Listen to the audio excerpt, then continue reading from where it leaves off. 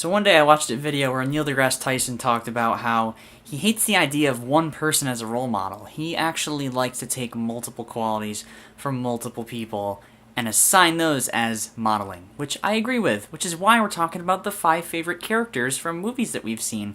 But that's like only 5, and it's really hard for me to do, but I've picked 5, so here we go. I really love the idea of a center from Rise of the Guardians, so I guess Jack Frost would be the first. Because the center is fun, he's always focused on helping people enjoy what they're doing in any given time, in any moment, even when he saves the little girl in the movie. He has a change of heart, he's able to find his center, he's able to see himself as a guardian, and see how kids can be guardians as well.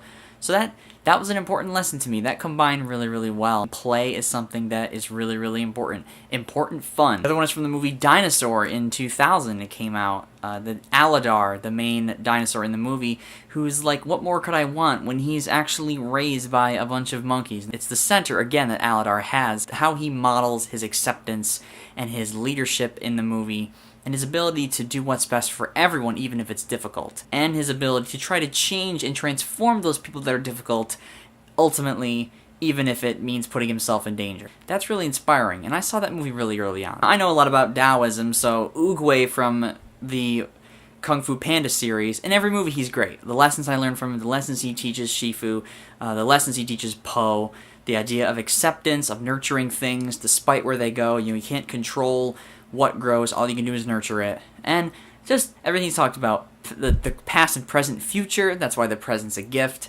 I learned a lot from the lessons in that movie because of his knowledge and his wisdom and perspective. And I guess that's because he is the master of Kung Fu, the creator in the movie. But his center of wisdom and acceptance, again, part of Taoism, part of the yin and yang, the symbol.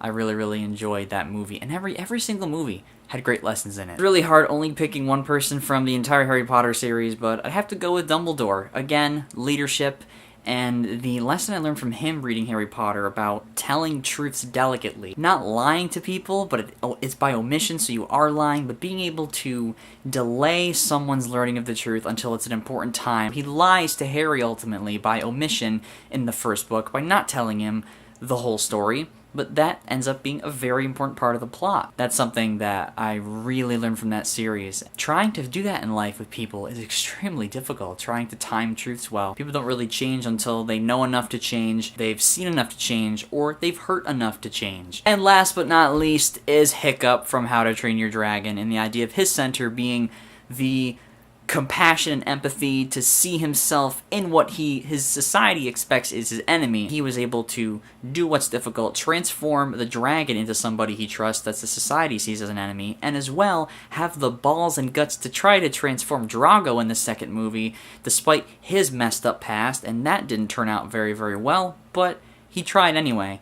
And neither of his parents wanted to. Let's defend our dragon tribe and not go after him.